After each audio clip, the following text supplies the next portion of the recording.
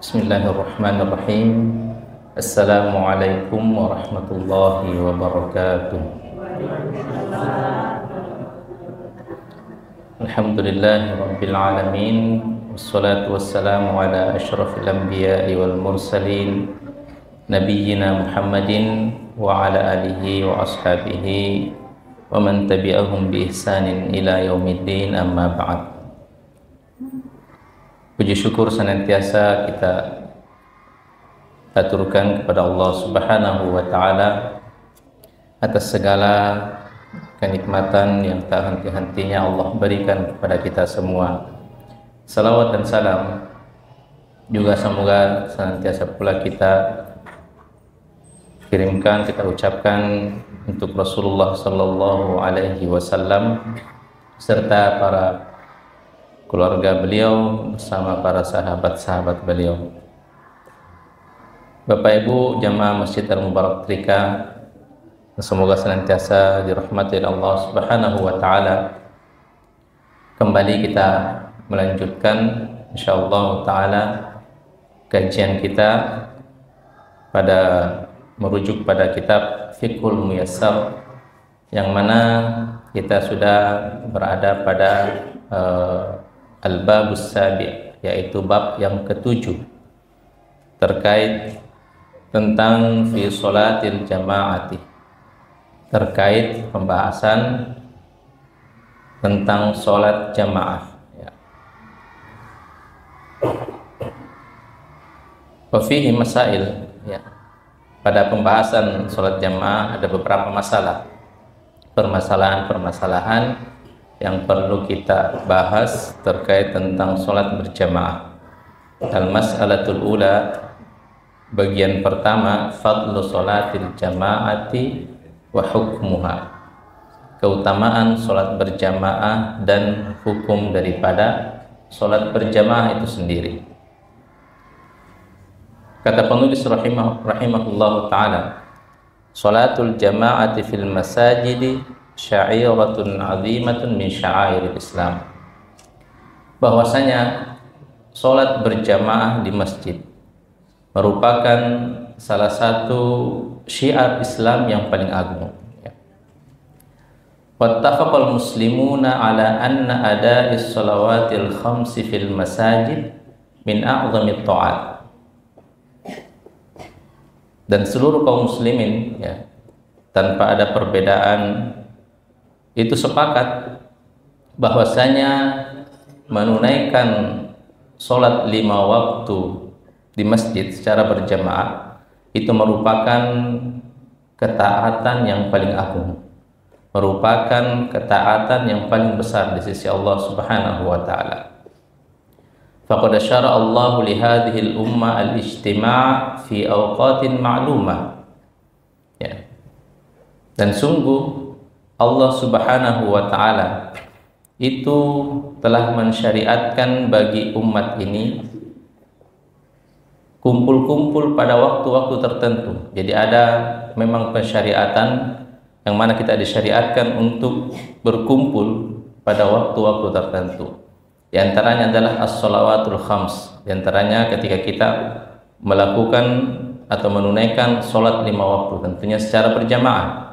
Wa sholatul jum'ah, pada sholat Jumat. Wa sholatul idain, pada sholat dua idul ya, yaitu Idul Adha dan Idul Fitri. Wa sholatul kusuf, sholat kusuf atau sholat gerhana.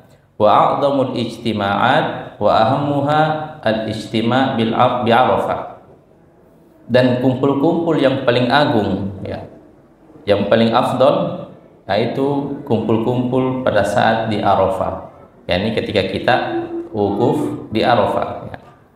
Alladzi yushiru ila wahdatil ummatil islamiyyah fi aqaidiha wa ibadatiha wa syairu diniha, yang mana ketika kita berkumpul di padang Arafah itu mengisyaratkan bahwasanya mengisyaratkan kesatuan umat Islam terkait akidah mereka, terkait ibadah mereka, dan terkait adalah kemaslahatan dan juga syariat Islam.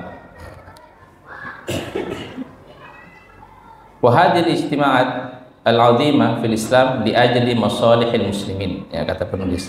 Dan perkumpulan yang besar ini, yang agung ini, dalam Islam ini disyariatkan untuk kemaslahatan kaum muslimin, wa fiha tawassul bainahum wa tafakkur ba'dhum ahwali ba'd. Dan di mana di dalamnya itu mereka menjalin hubungan di antara mereka, kemudian saling menanyakan keadaan satu sama lain, mencari tahu keadaan saudara yang lain. Biasanya kalau kita rajin pergi sholat berjamaah, kemudian di suatu waktu kita tidak hadir di masjid, pasti ditanyakan, kemana si fulan, kemana Bapak Anwar. Itu menunjukkan adanya hubungan, ya, hubungan kekerabatan, hubungan persatuan kaum muslimin di antara kita dengan kita melaksanakan sholat berjamaah. Bapak Ibu yang dirahmati Allah Subhanahu wa Ta'ala.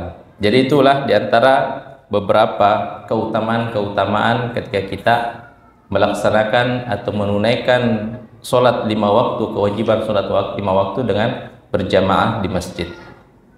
Dan begitu banyak keutamaan yang disebutkan oleh Nabi Shallallahu Alaihi Wasallam bila mana kita dalam rangka melaksanakan kewajiban sholat 5 waktu itu kita menunaikannya dengan sholat berjamaah di masjid. Waqad hatha an-nabiy sallallahu alaihi wasallam 'alaiha, ya. Sungguh Nabi itu sangat menganjurkan, sangat mendorong umatnya untuk melaksanakan sholat berjamaah. Wa bayyana fadlaha wa 'azima ajraha. Begitu banyaknya Nabi sallallahu alaihi wasallam menjelaskan terkait keutamaan kalau kita melaksanakan sholat berjamaah. Menjelaskan begitu besar pahala yang akan kita dapatkan bila mana kita melaksanakan kewajiban sholat 5 waktu kita itu dengan cara berjamaah, ya. Sebagaimana Nabi SAW bersabda, sholatul jama'ati afdalu min sholatil faddi bisab'in wa ishrina darajah. Sholat berjamaah itu lebih utama daripada sholat sendiri dengan bandingan 27 derajat, ya. Apa maksudnya? Bahwasanya perbandingan antara sholat berjamaah dibanding dengan sholat sendirian itu dengan perumpamaan bandingannya 27 derajat, ya. Tapi di sini jangan dianggap bahwasanya sholat sendiri itu pahalanya satu, ya, tidak. Tentu jauh lebih besar daripada itu. Tapi yang dimaksud perbedaannya antara 20 derajat, 27 derajat, berapa besar pahala yang akan kita dapatkan ketika kita melaksanakan sholat 5 waktu secara sendirian, ya. Sholat subuh misalnya, berapa kira-kira pahala yang kita dapatkan? Maka pahala yang kita dapatkan bila mana kita melaksanakannya dengan sholat sendiri, maka itu dikali 27 kali. 27 kali lipat yang akan kita dapatkan bila mana kita melaksanakannya dengan sholat berjamaah, ya. Jadi para ulama itu mereka ada beberapa pendapat, ya, terkait tentang yang dimaksud 27 derajat, ya. Tadi yang pertama, seperti saya katakan, bila mana taruhlah misalnya kita tentukan, ya, sholat sendirian itu pahalanya sekian, ya. Dan bagaimana cara menghitung pahala sekian daripada sholat itu, ya? Di antaranya para ulama menjelaskan kita sholat, taruhlah misalnya yang paling kecil, yang paling sedikit rakaatnya sholat subuh. Kita hitung mulai daripada bacaan takbiratul ihramnya, itu ada pahala tertentu. Kemudian bacaan doa iftitahnya ada pahala tertentu, ada keutamaan tertentu. Bacaan suratul fatihahnya, ya, bacaan Al-Qur'annya di dalam sholat. Taruhlah misalnya suratul Fatihah. Itu suratul Fatihah jumlah hurufnya ada 139 huruf, ya. Dalam suratul Fatihah itu ada 139 huruf. Dan kita ketahui bahwasanya bila kita membaca Al-Qur'an, ya, man qara'a harfan fi kitabillah falahu hasanah. Barang siapa yang membaca satu huruf dari kitab Allah, dari Al-Qur'an, maka baginya satu pahala. Wal hasanatu bi asyri amsalihha, dan satu pahala itu dikalikan menjadi 10 pahala. Jadi satu hurufnya 10. Jadi bila mana dalam suratul Fatihah ada 139 huruf, berarti dikali 10 ada 1390. Nah, itu baru suratul Fatihahnya. Belum lagi kalau kita membaca surah-surah yang panjang setelah membaca suratul Fatihah. Ya. Itu semua dihitung-hitung oleh para ulama, ya. Jadi satu sholat yang kita lakukan, taruh misalnya kita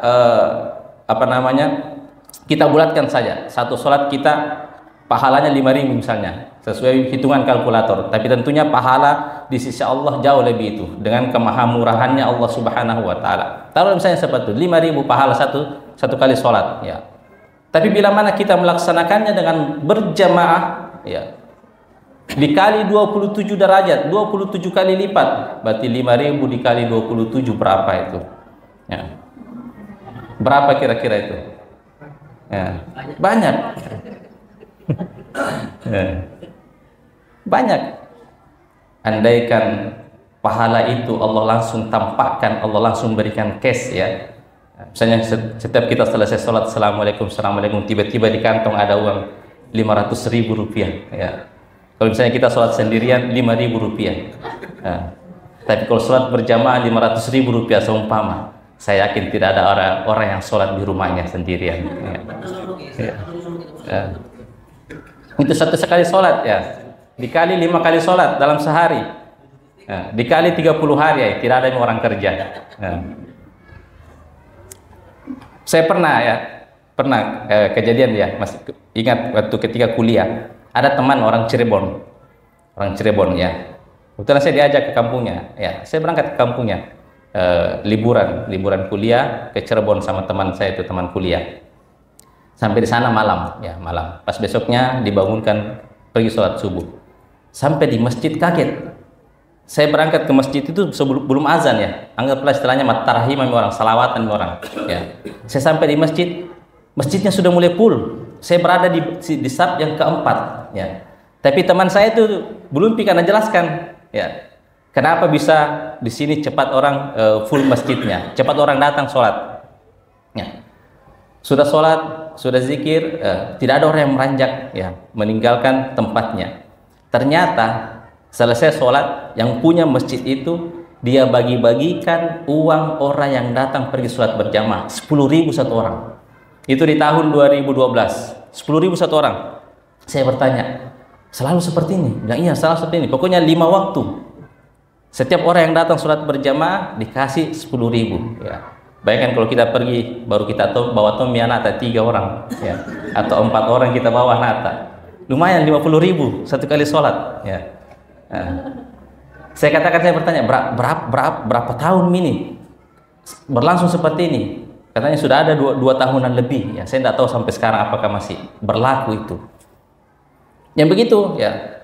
Seandainya Allah tampakkan itu pahala kepada kita ketika kita apapun yang kita kerjakan Allah tampakkan, ya, pasti kita semua akan semangat untuk melakukan kebaikan, ya. Seperti halnya juga berjamaah. Ya, Allah katakan, Nabi SAW katakan itu perbandingannya 27 derajat. Ya. Di hadis yang lain Nabi SAW mengatakan, Salatul rajuli fil jama'ati tudha'afu ala salatihi fi baitihi wa fi suqi 25 difa, ya. Salat seseorang itu dengan berjamaah itu akan dilipat gandakan dibanding salat di rumahnya atau di tempat kerjanya atau di pasarnya itu dengan perbandingan 25 derajat. Jadi kadang Nabi menyebutkan 27 derajat, tapi di hadis lain Nabi menyebutkan 25 derajat. Kata para ulama ketika mengkompromikan kedua hadis ini, maka katanya tergantung kualitas sholatnya seseorang itu masing-masing. Jadi kadang dilipat gandakan 25, kadang dilipat gandakan 27 derajat, ya. Wadhalika annahu idza tawaddaa fa ahsanal wudu. Jika seseorang itu berwudu dengan perbaus wudunya, summa kharaja ilal masjid, kemudian dia keluar menuju ke masjid, la yukhrijuhu illa shalah, dan keluarnya dari rumahnya atau keluarnya dari tempat kantornya tidak ada yang dia niatkan kecuali menuju ke masjid untuk melakukan sholat, ya. Walam yahtu khutwatan illa rufi'at lahu biha darajah, maka satu langkah kakinya itu diangkat baginya 1 derajat. Wa hatta anhu biha khati'ah, dan 1 langkah kakinya itu penghapus 1 kesalahan. Fa idza shalla lam tazalil malaikatu tusalli alaihi ma dama fi musallahu, dan malaikat akan senantiasa berselawat kepadanya selama dia berada di tempat sholatnya, ya. Jadi seseorang itu bila mana kita keluar dari rumah, ya, kemudian memperbagus wudunya, atau dari kantornya, memperbagus wudunya, wudu memang di rumah tak, berwudu memang di tempat kantor tak, baru kita keluar untuk menuju ke masjid dalam rangka melakukan atau melaksanakan menunaikan sholat berjamaah, maka itu pahala yang kita dapatkan. Satu langkah kaki kita itu ditulis satu kebaikan atau satu derajat, dan satu langkah kaki itu penghapus satu dosa. Makanya anjuran para ulama bila kita ke masjid itu langkah kaki kita jangan terlalu lebar, ya. Senang-senang biar semakin banyak langkah atau pahala yang kita dapatkan dari langkah kaki kita, ya. Makanya dulu para sahabat itu ada yang mengatakan, ya Rasulullah, saya mau tinggal di dekat masjidnya. Tapi kata Rasulullah SAW, jangan kau kosongkan pinggir-pinggir Madinah, karena ada keutamaan tertentu bila semakin banyak langkah kaki kita menuju ke masjid, ya. Bahkan di hadis yang lain itu Nabi mengatakan zahiban waraji'an, pulang pergi, ya. Jadi langkah kaki kita itu satu kebaikan dan satu kesalahan, satu langkah kaki itu tidak hanya ketika kita menuju ke masjid, tapi pulang dari masjid, ya, juga dicatat seperti itu. Satu langkah kaki satu pahala atau satu kebaikan, dan satu langkah kaki itu dihapus satu dosa atau satu kesalahan. Zahiban waraji'an, pulang pergi, kata Nabi sallallahu alaihi wasallam, ya. Dan bila mana kita selama kita berada di dalam masjid, ya, maka malaikat akan senantiasa mendoakan kita, berselawat kita, ya. Kalau di hadis yang lain dijelaskan, lam tazalil malaikatu yusalluna madamu fi musallahu Allahumma ighfir lahu Allahumma arhamhu, ya.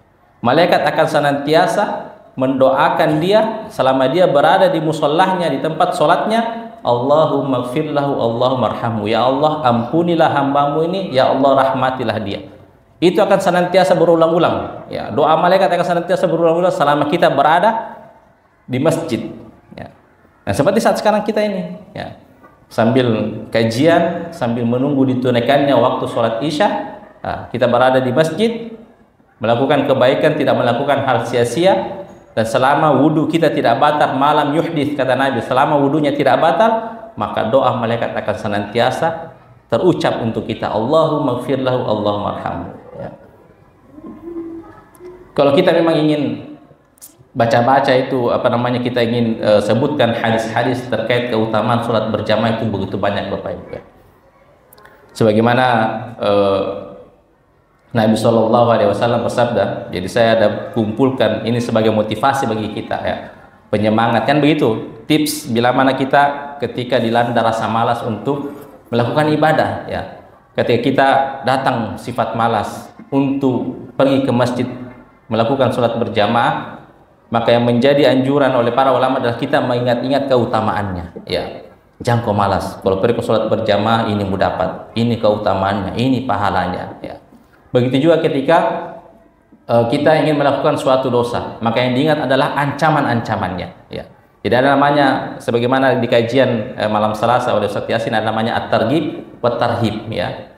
Nah, ada motivasi dan juga ada ancaman, ya. Bila mana kita malas melakukan ibadah, maka kita ingat keutamaan-keutamaannya, ya. Itu sholat berjamaah itu, ya. Baru kita belum berada di masjid, baru di luarnya masjid itu sudah ada beberapa keutamaan yang kita dapatkan yang terkait dengan berjamaah. Makanya diantara juga tafsiran para ulama yang dimaksud dengan 27 derajat adalah ada ibadah-ibadah atau pahala-pahala yang kita dapatkan, itu dihitung oleh Ibnu Hajar Al-Asqalani dalam kitab Fathul Bari, itu sebanyak 27, ya. Misalnya kalau kita sholat berjamaah, kita akan mendapatkan pahala menuju ke masjid, mendapatkan pahala masuk ke masjid, mendapatkan pahala sholat tahiyatul masjid, mendapatkan pahala menunggu sholat, mendapatkan doa dari malaikat. Pokoknya dihitung itu sampai 27. Nah, itu begitu cara sebagian penafsiran para ulama terkait dengan 27 derajat, ya. Ada juga tafsiran ulama sebagaimana kita jelaskan tadi, kalau misalnya pahala sholat sendiri itu sekian, maka dengan sholat berjamaah dikalikan 27, ya. Begitu, ya.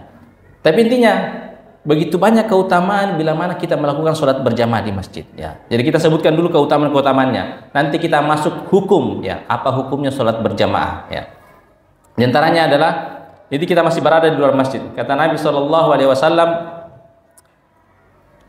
man kharaja min baitihi mutatahhiran ila sholati maktubah, ya. Barang siapa yang keluar dari rumahnya dalam keadaan sudah berwudu. Ya, jadi berwudu memang di rumah ya. Jangan nanti baru di masjid baru kita berwudu. Beda pahala yang akan kita dapatkan. Beda keutamaan yang ada kita dapatkan kalau ada memang wudu tak baru memang di rumah tak baru kita menuju ke masjid daripada nanti di masjid baru kita berwudu ya. Kata Nabi SAW, man kharaja min baitihi mutatahhiran. Barang siapa yang keluar dari rumahnya dalam keadaan berwudu ya. Ila sholatin maktubah, untuk menunaikan salat wajib, tentunya berjamaah di masjid. Fa ajruhu ka ajril hajil muhrim. Maka pahalanya seperti pahala orang yang berihram untuk melaksanakan ibadah haji. Ya. Hadis riwayat Abu Daud diriwayatkan oleh Syekh Al-Albani. Ya. Itu bayangkan kita masih di luar, kita menuju ke masjid dalam keadaan sudah berwudu, itu pahalanya seperti orang yang berihram melaksanakan ibadah haji. Ya. Belum tadi yang kita sebutkan, satu langkah kaki dituliskan baginya satu kebaikan atau satu derajat, dan satu langkah kaki dihapuskan baginya satu kesalahan, zahiban wa raji'an, pulang pergi. Ya. Di hadis yang lain Nabi SAW mengatakan, basyiril masya'ina fi dulamin ilal masajid min nurit tami yaumal qiyamah. Berikan kabar gembira bagi orang yang menuju ke masjid dalam kegelapan. Ya, dalam kegelapan itu artinya ketika sholat isya dan sholat subuh. Ya, karena dulu di zaman Nabi kan tidak ada listrik, tidak ada lampu. Ya, kalau sama sekarang meskipun ada lampu, ya bisa menerangi jalanan, tapi itu tidak menghilangkan keutamaan tersebut. Ya, berikan kabar gembira kata Nabi bagi orang yang menuju ke masjid dalam kegelapan. Ya, apa kabar gembiranya? Min nurit tami yaumal qiyamah. Bahwa kegelapan yang dia lalui ketika menuju ke masjid nanti Allah ganti dengan cahaya yang sempurna pada hari kiamat. Ya. Allah gantikan kegelapan tersebut dengan cahaya yang sempurna. Ya. Di hadis yang lain Nabi SAW mengatakan, wa rajulun raha ilal masjid, dan seseorang yang berangkat menuju ke masjid, fahuwa dhaminun 'alallahi hatta yatawaffahu fayudkhilahul jannah. Maka dia mendapatkan jaminan dari Allah, ya. Allah mewafatkannya lalu memasukkannya ke dalam surga. Au yaruddahu bima nala min ajrin wa ghanimah, ya. Atau mengembalikannya ke rumah dengan membawa pahala dan keberuntungan yang sangat besar. Ya. Nah, itu masih kita berada di luar masjid, ya. Kita berada di luar masjid. Bahkan di hadis yang lain, ya. Itu kata Nabi, idza tawaddaa ahadukum fa ahsanal wudu'a. Jika salah seorang dari kalian berwudu dan menyempurnakan wudunya, tsumma kharaja 'amidan ilal masjid, kemudian dia keluar, ya, berangkat ke masjid, fa innahu fi shalah, karena sesungguhnya keadaannya dia seperti orang dalam keadaan sedang sholat. Jadi kita sudah dianggap dalam keadaan sholat itu ketika kita sudah meniatkan keluar dari rumah dalam keadaan sudah berwudu menuju ke masjid, itu sudah kita dianggap lagi melaksanakan sholat. Sudah ditulis itu oleh malaikat pahala seperti kita lagi melaksanakan sholat. Makanya ada larangan dari Nabi SAW itu jangan menyibak-jibakan, menyilangkan jari jemari, ya, karena dianggap kita dalam keadaan sholat. Nah, maksudnya itu dalam artian jangan melakukan hal yang sia-sia. Ya, ketika kita sudah niatkan untuk menuju ke masjid, kita jalan ke masjid. Ya, jangan bersungguh-sungguh, karena kita sudah dianggap dalam keadaan sholat. Nah, kita sudah mulai masuk ke masjid. Tadi hadis yang kita sebutkan bahwasanya malaikat akan senantiasa mendoakan kita, ya, bila kita berada di dalam musallahu, dalam tempat sholatnya. Ya. Allahumma gfirlahu Allahumma arhamhu. Di hadis yang lain Nabi SAW katakan, man qa'ada fil masjid yantadir sholat, barang siapa yang duduk, atau man jalasa, barang siapa yang duduk di masjid dalam rangka menunggu ditunaikannya sholat berjamaah, fahuwa fi sholat, sama tadi, dia seakan-akan dianggap ditulis baginya pahala seperti orang yang lagi melaksanakan sholat. Padahal kita cuma duduk-duduk, ya. Duduk-duduk dalam artian tidak melakukan hal yang sia-sia seperti sekarang ini. Nah, di antara maghrib dan isya kita sambil mendengarkan kajian, sambil menunggu ditunaikannya waktu sholat isya, maka malaikat akan mencatat baginya kita pahala seakan-akan kita melaksanakan sholat. Ya. Makanya Bapak Ibu, meskipun tidak ada kajian, ya, kalau tidak ada kegiatan tak yang penting di rumah, tinggal di masjid ya. Kan antara Isya dan Maghrib dan Isya itu sebentar Ji, tidak jauh, tidak lama Ji. Kita duduk-duduk berzikir, mengaji sambil menunggu ditunaikannya sholat Isya ya. Belum hadis-hadis yang lain begitu banyak ya. Misalnya pokoknya begitu banyak keutamaan yang terkait tentang sholat berjamaah ya. Bersamaan aminta dengan aminnya imam, nah, ada keutamaannya ya. Kita berada di saf terdepan, ada keutamaannya ya. Kata Nabi SAW, "Lau ya'lamun nas ma fin nida was safil awal." Seandainya orang-orang mengetahui keutamaan yang ada di balik azan dan saf pertama, "Tsumma lam yajidu illa ayyastahimu alai lastahamu ya." Dan mereka tidak akan mendapatkannya saat pertama itu kecuali dengan mengadakan undian ya.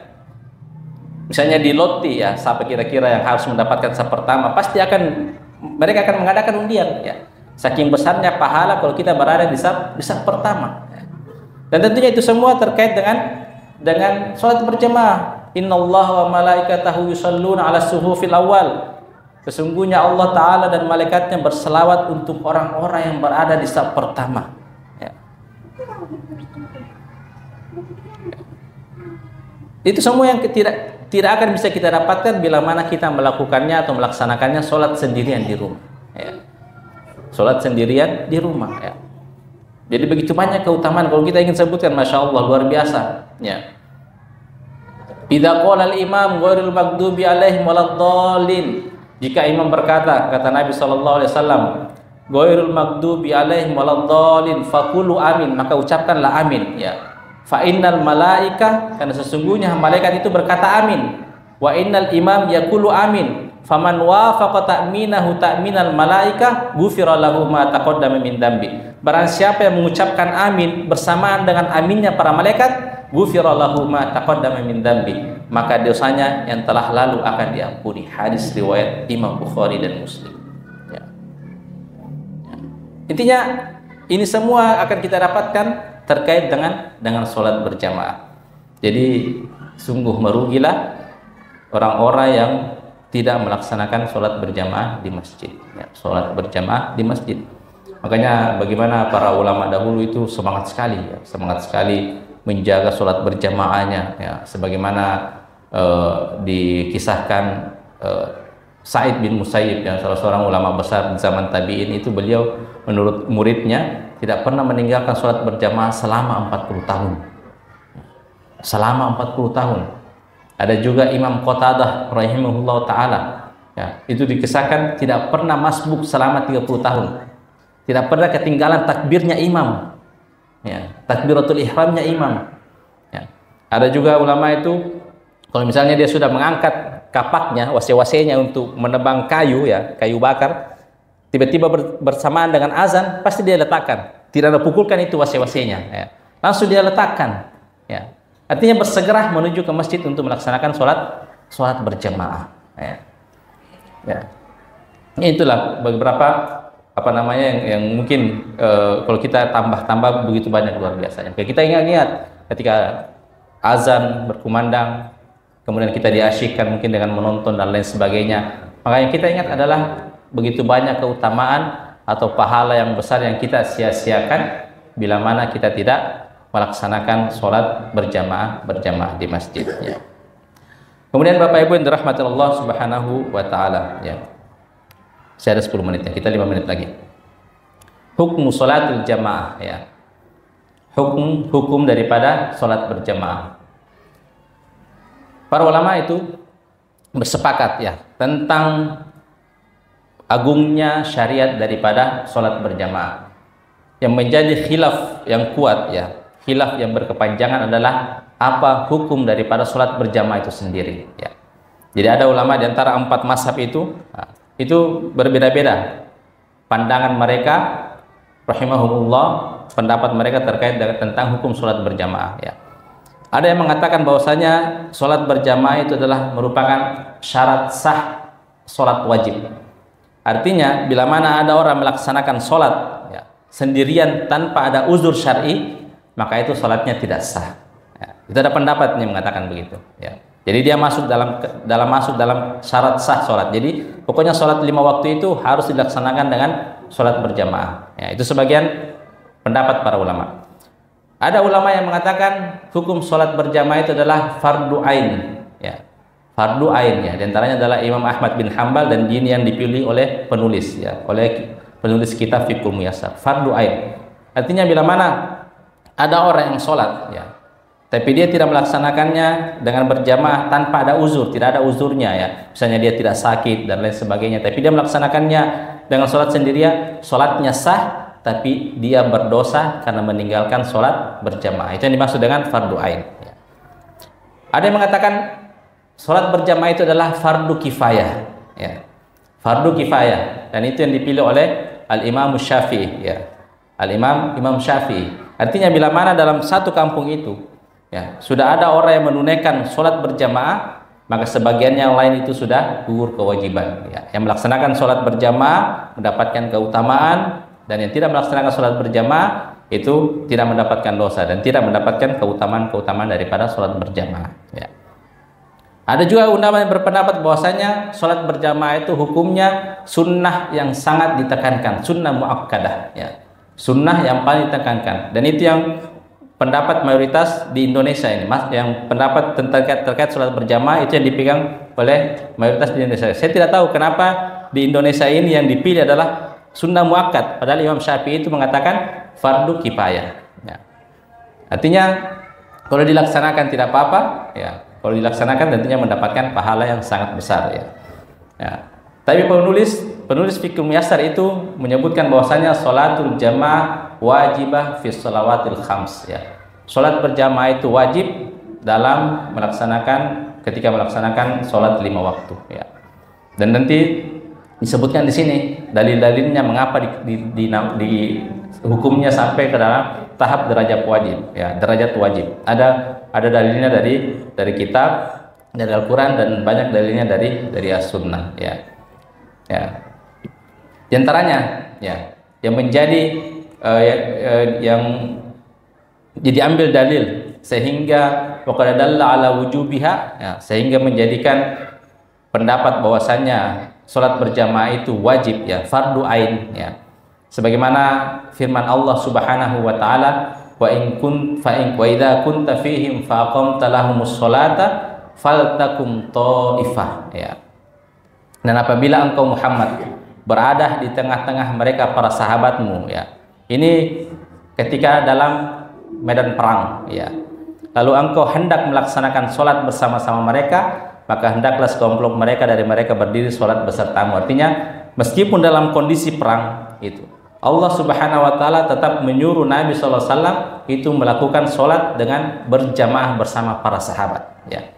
Wal amru lil wujub ya. Dan perintah di sini itu bermaksud adalah wajib ya. Wa idza kana dzalika ma'al khaufi fa ma'al amnu aula. Bila mana di kondisi darurat seperti perang ya, ketakutan, itu tetap diwajibkan, tetap diperintahkan sholat berjamaah, maka bagaimana bila mana di kondisi yang aman, tentu lebih pantas untuk dilaksanakannya sholat berjamaah ya. Dan sholat khauf itu ya, ketika perang itu, Nabi ketika perang itu tetap dianjurkan sholat berjamaah, tetap diperintahkan sholat berjamaah. Dan sholat berjamaah ketika kondisi khauf atau sholat khauf yang kita katakan itu pelaksanaannya berbeda ya. Andaikan itu dilaksanakan di kondisi bukan pada saat kondisi ketakutan, bukan pada saat kondisi perang, itu bisa membatalkan sholat berjamaah karena tidak sesuai dengan tata cara sholat berjamaah. Tapi demi untuk tetap melestarikan sholat berjamaah, maka pelaksanaan sholat berjamaah itu berubah ya. Kan kalau sholat khauf orang itu, taruh misalnya imam 1, kemudian 2 saf ya. Imam ruku, kemudian saf yang pertama ikut ruku, tapi saf yang kedua tidak ruku ya. Sujud, saf yang pertama juga ikut sujud ya. Kemudian selesai melakukan ruku, sujud, i'tidal, bangkit, maka saf yang pertama bangkit, kemudian saf yang kedua barulah mereka ruku, sujud. Artinya mereka gantian karena saling menjaga. Nah, jadi begitu, pokoknya ada gerakan tersendiri, ada tata cara tersendiri bila mana sholat berjamaah dalam keadaan sholat khauf ya, perang ya. Tapi demi melestarikan, akhirnya sholat berjamaah itu dirubah tata caranya ya. Ya, karena para ulama ini menunjukkan bahwasanya wajibnya melaksanakan sholat berjamaah. Ya. Di hadis yang lain, ya, maksudnya di dalil yang lain, ya, yang dikutip oleh penulis sehingga memilih pendapat bahwasanya sholat berjamaah itu wajib. Ya. Wa minas sunnah hadis Abi Hurairah, dari hadis Abi Hurairah. Kata Rasulullah sallallahu alaihi wasallam, "Athqalus sholatu 'alal munafiqin sholatul isya wa sholatul fajr." Ya. Di antara sholat yang paling berat dilaksanakan oleh orang-orang munafikin secara berjamaah di masjid, ya tentunya maksudnya sini sholat berjamaah adalah sholatul isya wa sholatul fajr. Sholat isya dan sholat fajar, sholat subuh. Ya. Kenapa disebutkan Nabi SAW mensifati ya orang yang tidak pergi sholat isya di masjid dan sholat subuh di masjid itu dengan sifat munafik. Ya. Padahal andaikan itu sunnah, tentu tidak disifatkan dengan munafik. Ya. Jadi maka para ulama mengambil kesimpulan, berarti itu adalah merupakan kewajiban, karena dia meninggalkan kewajiban akhirnya disifati dengan sebagai orang-orang yang munafik. Ya. Dan orang-orang munafik di zaman Nabi itu aslinya mereka orang kafir tapi menampakkan keislaman demi kemaslahatan dunianya. Ya. Makanya orang-orang munafik yang betul-betul kemunafikannya itu murni kemunafikannya, mereka cuma bertopeng Islam tapi padahal hakikatnya dalam hatinya itu mereka kafir. Itu mereka paling malas melaksanakan sholat isya dan sholat subuh. Karena kenapa? Karena orang munafik itu cuma berpura-pura jadi Islam. Orang sholat mereka ikut-ikutan sholat, orang haji mereka ikutan haji, orang puasa mereka ikut-ikutan puasa. Ya. Tapi ketika sholat isya dan sholat subuh itu kondisinya kan gelap, ya, gelap. Dan di zaman Nabi itu tidak kelihatan ya orang yang melaksanakan, siapa saja yang pergi melaksanakan sholat isya, siapa saja yang tidak pergi melaksanakan sholat subuh. Ya. Kalau sholat duhur, sholat asar, sholat maghrib mereka semangat ya, karena pergi setor muka biar dianggap betul-betul orang muslim. Tapi kalau sholat subuh dan sholat isya, karena mereka tidak kelihatan, maka mereka paling berat atau paling malas untuk pergi ke masjid melaksanakan sholat isya dan sholat fajar. Insya Allah nanti kita jelaskan lagi lebih dalam pada pertemuan selanjutnya terkait tentang mengapa penulis atau menguatkan bahwasanya hukum sholat berjamaah itu adalah wajib. Ya. Terlepas daripada hukumnya Bapak Ibu rahmatullah subhanahu wa taala, meskipun kita memilih pendapat yang mengatakan sunnah muakkad, meskipun kita memilih pendapat yang mengatakan fardu kifayah, tetaplah kita harus menjaga atau melestarikan sholat berjamaah ya. Karena begitu banyak pahala atau keutamaan tentunya yang akan kita tinggalkan, yang kita tidak dapatkan bila mana kita melaksanakannya dengan sholat sendirian di rumah. Saya kira itu, kurang lebihnya mohon dimaafkan. Hadanallahu wa iyyakum ajmain. Wassallallahu ala nabiyina Muhammad walhamdulillahirabbil alamin. Ya, baik. Bapak Ibu jemaah yang dirahmati oleh Allah Subhanahu wa taala, ternyata begitu penting sholat berjamaah itu, bahkan tadi dikatakan bahwa balasannya 27 derajat dibandingkan kita sholat secara munfarid. Nah ini kemudian menjadi menjadi sesuatu yang sangat perlu kita perhatikan. Ya, baik bagi Bapak Ibu jamaah sekalian yang ingin bertanya, kami persilakan.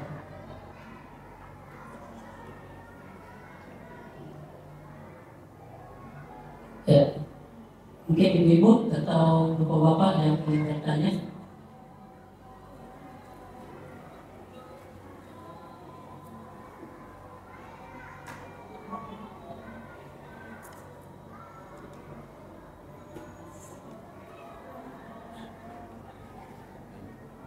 Ya, tafadhol.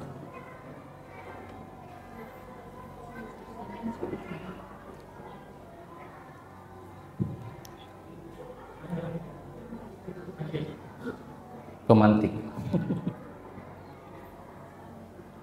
Bismillah, afwan Ustaz, duduk saya tidak sopan karena keseleo. Masya Allah, syafaqullah.